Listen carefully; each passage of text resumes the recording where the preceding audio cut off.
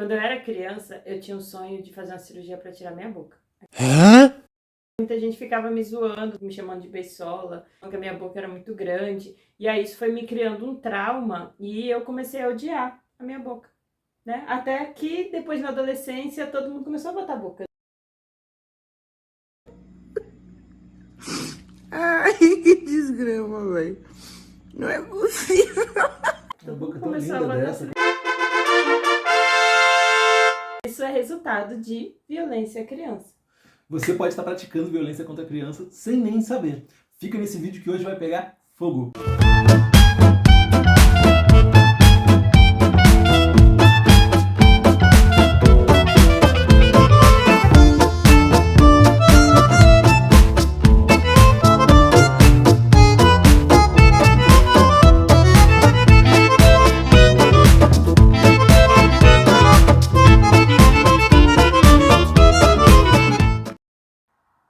Olá, eu sou Isaac Câmara. E eu sou Gleice Câmara, E esse é o canal do... casal mais leve, nós dois. É muito importante que a gente identifique o que é violência infantil, né? Às vezes a gente vai repetindo as coisas que a gente ouviu dos nossos pais, que ouviram dos pais deles e Sim. vai indo pra trás, né?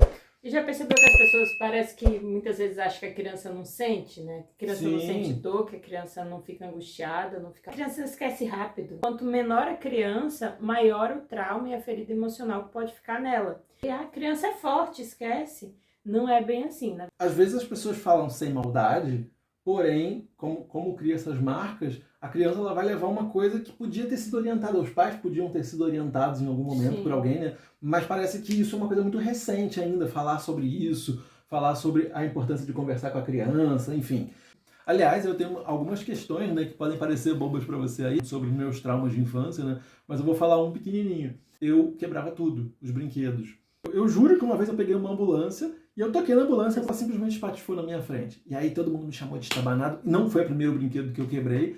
E aquilo me marcou muito, tanto que eu lembro até hoje. Eu sempre falava, você é muito estabanado, você é muito desastrado, você é um destruidor. Essas palavras, elas ficaram na minha mente de uma forma que isso se tornou até uma crença limitante minha, né? Então, eu acho que eu não posso tocar em algumas coisas. Uma outra coisa que isso trouxe, né, para a vida do Isaac, agora que ele começou a colocar algumas prateleiras, algumas coisas, mas geralmente ele nunca se esforçava para aprender a montar coisas.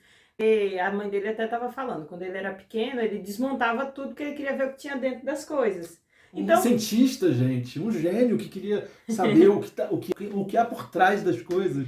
então assim, isso pode ser um potencial que a criança tenha de ser curiosa e de aprender, né, a desmontar, mas também aprender a montar. Só que quando essa criança ela é tolhida ou ela é recriminada por aquilo que ela está fazendo, o que poderia se tornar uma força para ela vai se tornar uma fraqueza.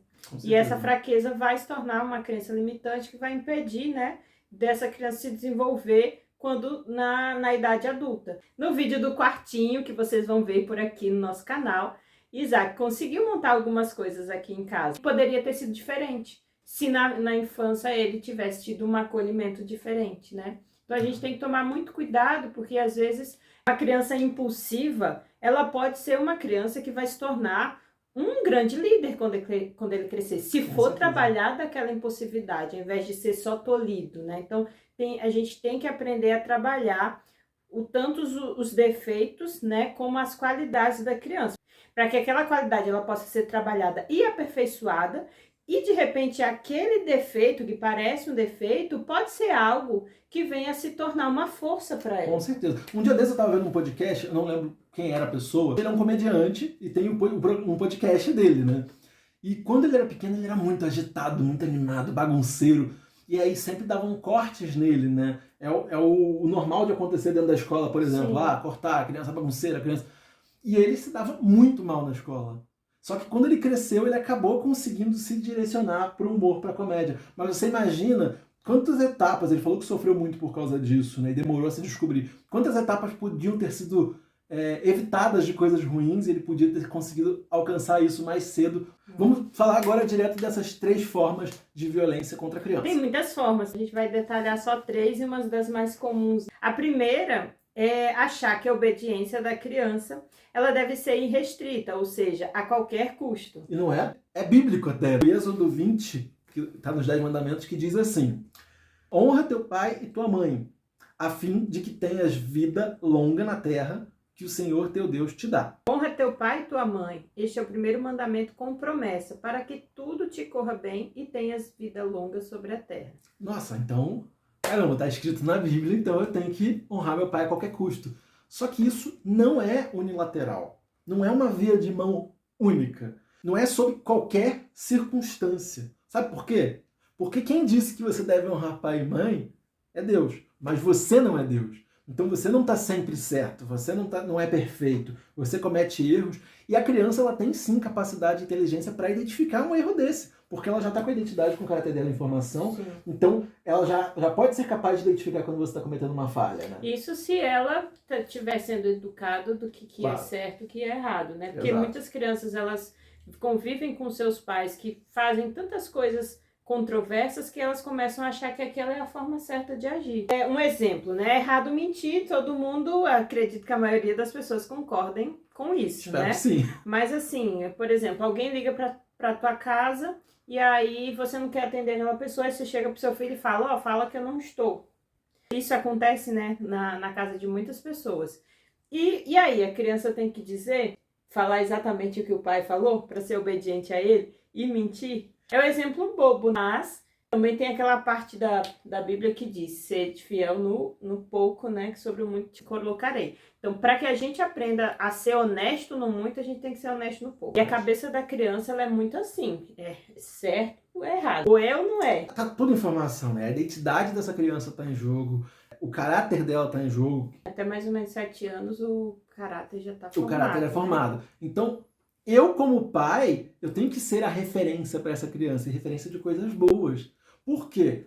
Nós somos como espelhos. Uma criança, ela tem o direito de contestar, de argumentar, de questionar, desde que ela não desrespeite o pai. A criança ela tem o direito de querer saber o porquê de alguma coisa. Não é a mesma coisa que se rebelar, que desafiar, que enfrentar, né? Porque não é uma desonra ao pai se a criança quiser saber o porquê que ela tem que mentir, no caso de mandar ela mentir no telefone, né? A criança ela é curiosa, ela está em fase de aprendizado, então ela é questionadora e ela tem que ter suas questões respondidas. É saudável ela buscar saber o porquê das coisas. Se a criança chega para o pai e pergunta por que ela tem que responder, no caso do telefone, por que ela tem que mentir, por que ela tem que fazer determinadas coisas, e o pai simplesmente responde, porque eu mandei, porque eu quero, porque eu sou seu pai, e dá diversas... Porque sim! Porque sim, Zequinha! Porque sim não é resposta. Na verdade, isso você só vai estar repetindo padrões a vida inteira, né? E aí você vai estar ensinando essa criança a repetir esse mesmo padrão de não diálogo, de não falar, de não explicar qualquer coisa para a criança. Ou, no meu caso também foi assim, né? Ou eu obedeço ou eu apanho.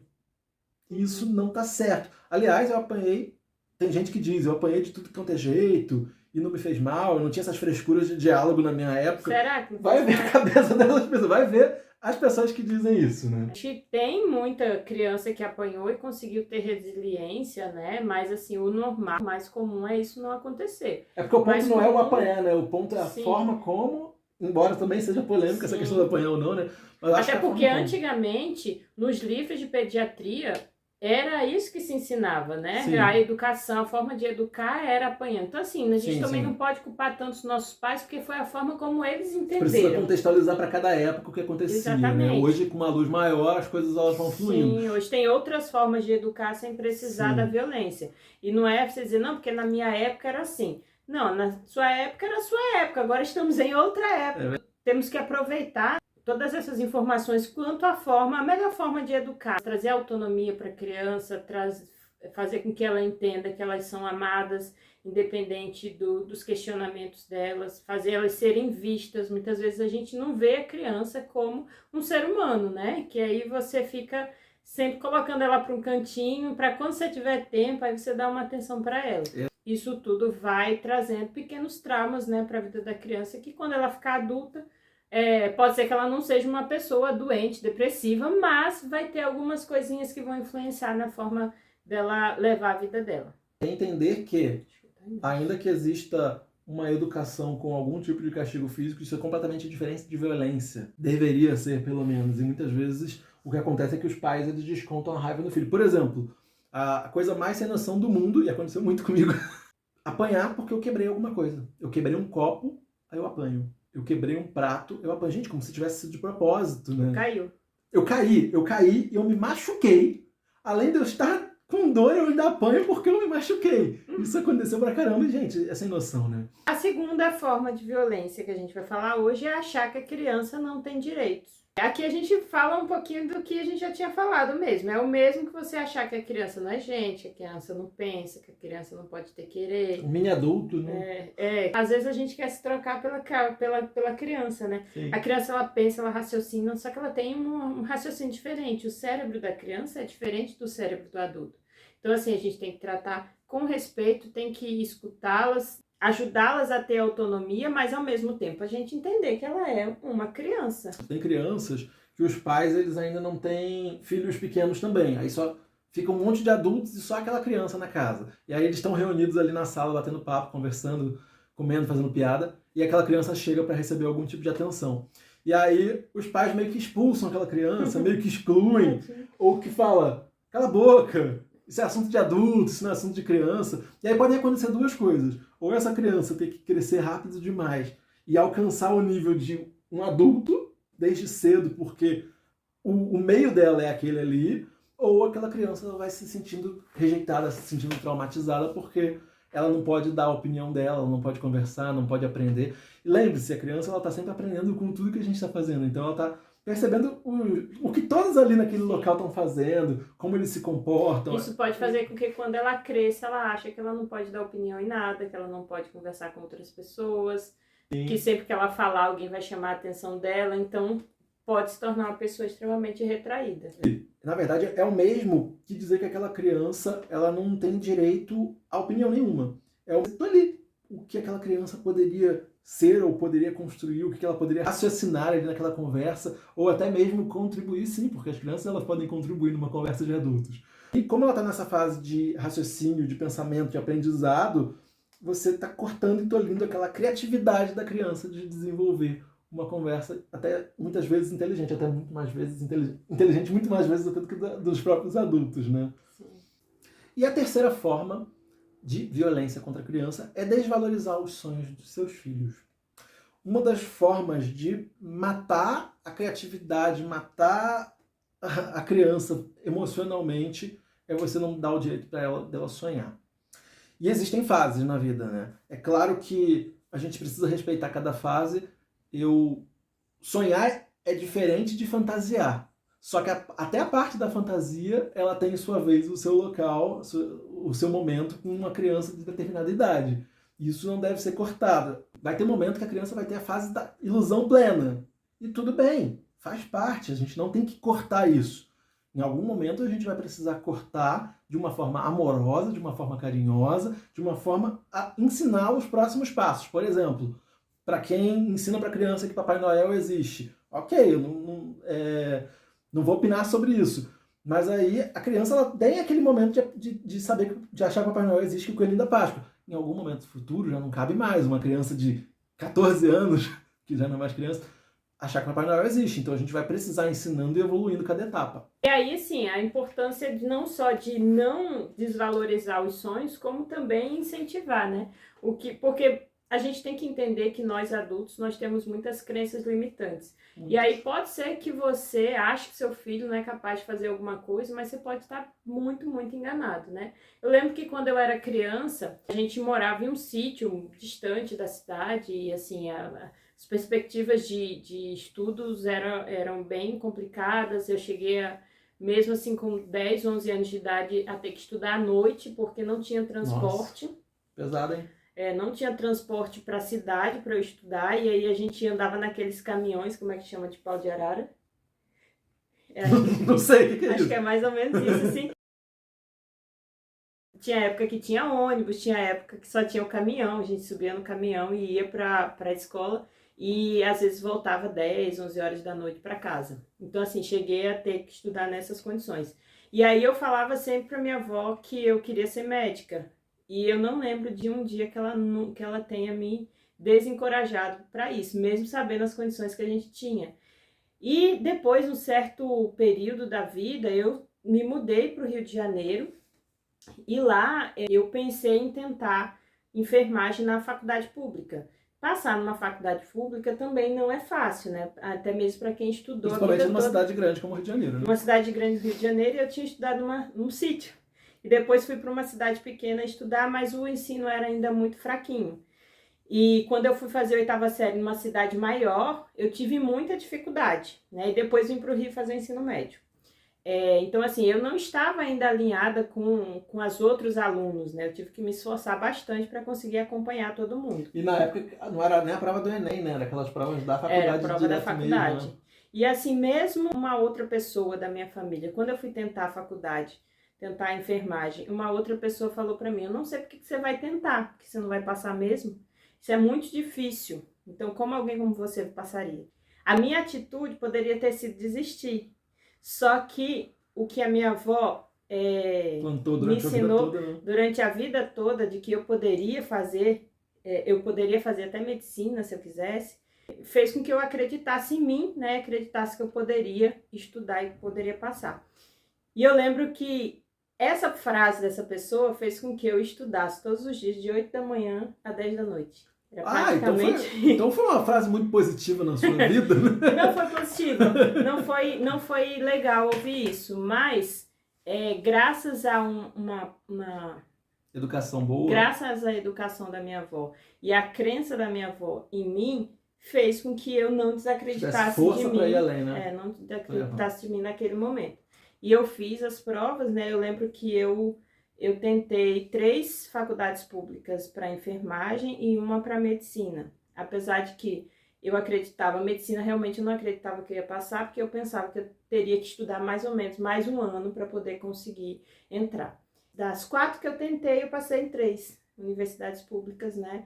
Meu sonho sempre foi o FRJ, e foi nela que eu estudei. Quando eu soube que passei nela, eu já não vi nem o que tinha acontecido nas outras. Um tempo depois foi que eu fui ver que eu tinha passado nas outras 2, na reclassificação. E assim, fiquei feliz, né? Mas realmente era a minha primeira opção quando eu soube e não quis saber mais de nada. Então, assim, assim como você pode plantar um trauma na vida de uma criança, negando os sonhos, desencorajando ela dos sonhos, você também pode plantar força para que ela percorra um caminho de ir em busca do sonho dela. Na verdade, deveria ser a obrigação de qualquer pai, né? E assim, acho que para concluir, né, a gente falar ali de algumas frases que são limitantes e que você jamais deveria dizer para o seu filho, né? Você lembra de alguma? Eu, por exemplo, penso que homem não chora é uma frase terrível para se dizer. Isso cria homens traumatizados, frágeis emocionalmente e ainda por cima extremamente machistas, porque acha que não pode fazer determinadas situações porque senão ele não é homem, porque ele ouviu aquilo desde cedo. Sim. Né? A criança não engole o choro, não pode chorar. Para de manha. Aprende a ser homem. Não doeu não, foi só um susto. Você fala isso pra mim até hoje. Mas eu falo sempre brincando, né? Vê se cresce é uma frase muito terrível, né? Como que você diz pra uma criança vê se cresce? Você tá querendo que a criança se torne um adulto. E aí, quando ela se tornar um adulto, você vai sentir falta do momento que ela era uma criança, né? Porque você não vai ter mais o controle sobre ela, muitas vezes. Porque a gente não tem que controlar as crianças, enfim. Vamos refletir mais como a gente trata as nossas crianças, porque as nossas crianças são o futuro, né, da humanidade. A gente precisa construir um futuro melhor do que o que a gente tem hoje. Se a gente quer um futuro muito melhor, a gente tem que investir nas crianças de hoje, na educação delas. Com certeza. Se você trata uma criança com violência, essa criança ela se torna uma criança estressada e ela gasta a energia dela. Em vez de ela gastar a energia dela com criatividade, aprendendo, evoluindo, crescendo, ela vai gastar toda aquela energia se protegendo, se fechando, se estressando. Olha como a gente é responsável pelo desenvolvimento dessa criança. Olha como a gente é responsável pela forma como ela vai crescer e aprender cada vez mais. Então, que a gente possa refletir e entender que não dá para você querer se comparar a uma criança. Não é ela que tem que ter maturidade, não é ela que tem que saber sair das birras sozinhos. Somos nós que somos adultos, que já vivemos um tempo, que precisamos ter essa capacidade de entender o momento de birra, de estudar e ver como que a gente vai tratar aquele momento. Nós precisamos, na verdade, conseguir o amadurecimento para que a gente possa criar as nossas crianças de uma maneira mais pacífica e mais amorosa possível, para que a gente tenha no futuro pessoas muito mais amorosas, muito menos violência no mundo, né? Muito mais amor entre todos os viventes. E quem disse que o futuro não está nas nossas mãos? Está, porque nós temos o maior tesouro que a gente pode ter para construir um mundo melhor. Obrigado por participar desse vídeo e passa para os teus amigos. Tchau, tchau.